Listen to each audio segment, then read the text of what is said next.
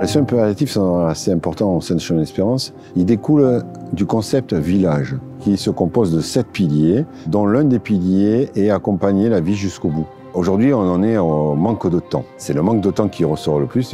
Nous lançons donc un grand programme là, sur les 3 prochaines années, c'est-à-dire les accompagner en libérant du temps aux référents aux soins palliatifs pour les accompagner. Je pense que la fin de vie, pour nous, c'est quelque chose qui est à la fois les derniers moments, mais c'est aussi tout le moment de vie qu'on essaie d'avoir, qu'on essaie de vivre au long des jours, la manière dont le personnel, la manière dont, entre résidents, on s'entraide les uns les autres à vivre. J'appelle pas ça la fin de vie, moi j'appelle la préparation à une vie haute, la suite vers une autre vie, c'est d'abord vivre.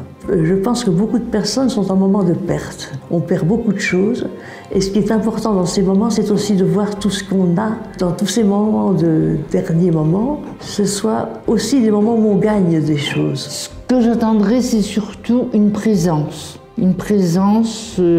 fraternelle, amicale, compétente aussi.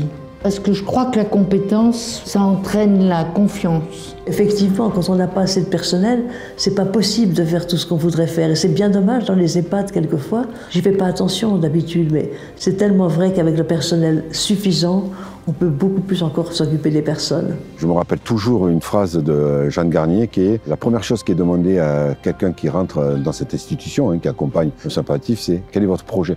Et donc, on a besoin de financement pour pouvoir mener des projets pour toutes ces personnes qui vont nous quitter et surtout de leur faire vivre peut-être un dernier rêve ou quelque chose qui est très important pour eux. Notre souhait, c'est que Chemin d'Espérance soit un concept, un vrai concept mesurable d'accompagnement aux soins palliatifs. Je crois que ce qui est important, c'est d'aider à vivre les gens.